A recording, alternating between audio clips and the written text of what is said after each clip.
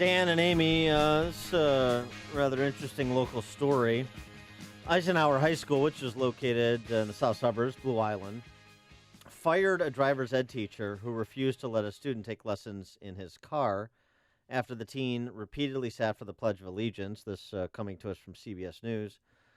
Vince Ziebarth, who's the teacher in question, told CBS, "I had a one-on-one conversation with the student in question. Due to his decision to sit for the pledge, I would no longer take him in my car. All I told him is that based on his actions, he has a choice with his actions. I was exercising my right to make a choice as well." The student in question, 15-year-old Shamar Cooper, also allegedly said, "America sucks." That's according to his Spanish teacher. And his mother is happy that this teacher has been fired. Yeah. Instead of disciplining her son, she's celebrating the termination of a teacher. Well, there is some question here. I mean, I appreciate the disposition of Mr. Ziebarth to encourage students to be respectful of our country and stand for the pledge and even recite the pledge. But there is Supreme Court case law on this. I mean, we're just finished a confirmation hearing for a Supreme Court justice. There's a case I've referenced before, West Virginia v. Barnett, which was decided by, they wrote the majority opinion, Justice Robert Jackson, who's one of Neil Gorsuch's legal heroes, if you will. And that was a case involving a student who wouldn't recite the Pledge of Allegiance, stand to salute the flag. And Justice Jackson famously argued that compulsory unification of opinion achieves only the unanimity of the graveyard, and saying that there is constitutional right to not recite the pledge, to not salute the flag. And so the intersection of different perspectives and the context of settled law on the topic. For more on this, we're joined by the aforesaid teacher, Vince Ziebarth. Mr. Ziebarth, thanks so much for joining us. We appreciate it. Thank you very much, Dan. Good morning. Good morning. And so I guess my question, I mean, we could roll it back, but I mean, my question is, okay, if the administration says, hey, Vince, you can't not take this student in your driver's ed class. He has a constitutional right to believe America sucks, to say America sucks, to not recite the pledge, to not stand for the pledge, to not be respectful of our country, and you disagree with that, but you have to take him in your class anyway because he has a right to those opinions and those actions. Why did it get to the point where you were terminated, which seems to be unusually harsh? Well, that choice that you just laid out was never actually provided to me. I was never afforded such a choice. Uh-huh. We had the principle, look, as much as I do respect standing up for the sacrifice and the bravery of those who pay the ultimate price for our way of life, I respect the military, but I also understand the chain of command. And I realized that in the school, the principal sets the rule. So if I had been, at our initial meeting, had I been provided the choice or even given the directive that, look, this is what you have to do, you may believe this, but you have to drive this student. I mean, so the choice would have been either take this stand or turn my back on almost 1,800 students who I've developed a very solid relationship with. I mean, I wouldn't have turned my back on an entire school just for one stance. Well, Vince, take me back to that day where you told him that he couldn't get in your car. Just tell us what happened and what his reaction was. This was actually a couple of days after we drove. I actually did drive with him once. I believe it was the second drive in early February. And it was a hallway conversation. He asked me, when are we going to drive again? And I explained to him basically what I said already, that I believe that the pledge is a sacred thing. I don't stand because, I believe that America's perfect. It isn't, but I think it's pretty good. But you stand honor the past, and just as you choose to sit, I am going to make a choice as well. By the way, there was 8 total drivers, driver ed teachers that he could have driven with.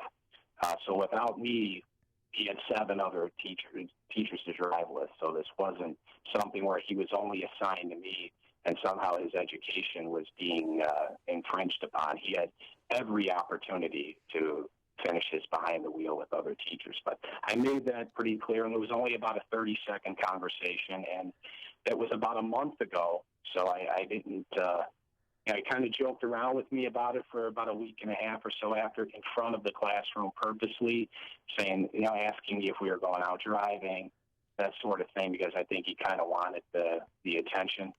But for the last 2 weeks, probably, I don't think we really have said a word, so I really didn't think this was an issue anymore. It was one of the problems that he always wanted to drive in the left lane. You see what I did there? Oh, hey. Thank you very much. No, here's the thing.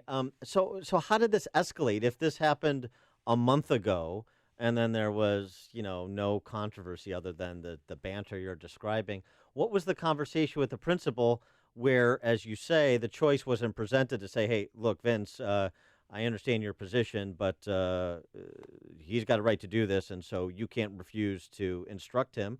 And then you could have responded however you responded. How did it go from what happened that day to nothing happening to termination? That's an excellent question. The initial meeting was probably with the principal and the associate principal. It probably didn't last longer than 2 minutes. He asked me what my side of this story was. I told him. He didn't seem particularly interested in what I was saying. And right at the conclusion of my comments, he, without batting an eye, he told me, well, I don't think your reasoning's good enough. I'm going to send you home today, and we're going to be talking to human resources. And that was the end of the meeting. Are you a member of the union? I am not. I was actually an hourly driver ed. I see. Okay. I know. Aren't you the full. Okay? Aren't you the second teacher though that has done something? Wouldn't the first teacher grab his arm and tell him to stand during the pledge? Last semester, but that was actually that was a tough thing for us in the building because that story was a complete fabrication. All right. So what's the truth? Fabrication is actually a kind way to put it. It was an out-and-out lie. So he just made it up. There was no physical contact whatsoever. Everybody knew it in the building. The administration knew it in the building. And instead of actually stepping up and coming to this teacher's defense, who has a sterling reputation, almost 30 years in the building, mm-hmm. The administration knew this story wasn't true. And not only did they not do anything to defend her reputation, they allowed this perception in the media that she did all of these wrong things, and never did anything to try to make that better, and allowed that narrative to be out in the public. And to this day, he's trying to make anything up to her for that. And the reaction from the Eisenhower community is interesting. Online petition's been started. Get Mr. Z back at Ike. That's you. 600 signatures as of Wednesday morning. So, as you said, you had a good relationship with a couple thousand students that roll through Eisenhower every 4 years. And so what did you say when they told you were getting fired for this? The students have been, this has been the saving grace of this entire episode here. They have been incredible. Between that petition, a student, Jessica, started that. The comments on there have been overwhelming. I have a driver ed Twitter. They, when they found out the news, they flooded my Twitter with some of the nicest things you'll ever hear anybody say.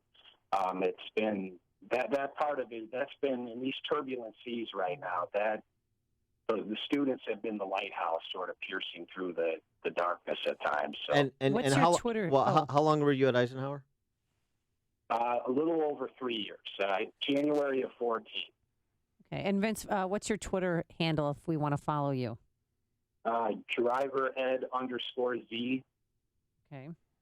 So what have you been doing with your time? I mean, are you still, how are you processing this? Well, at this time, it's a little difficult to see the forest from the trees. This is a bit of a whirlwind right now, so it's difficult because I sort of looking at the precipice possibly of my career in education. I mean, when you try to get another job, regardless of how, I may feel I am in this situation, this is going to come up in a very simple Google search. So it's Well, difficult to grapple with maybe not doing what I've been doing for almost 17 years now. and with respect to the school, did you have a good relationship with the principal, the assistant principal, the administration before this incident?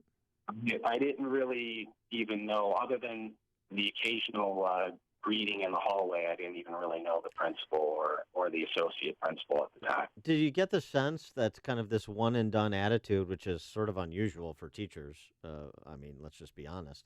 The one and done attitude they've taken at this relatively minor incident, and without the opportunity to just kind of remediate the situation, that was never presented as an option.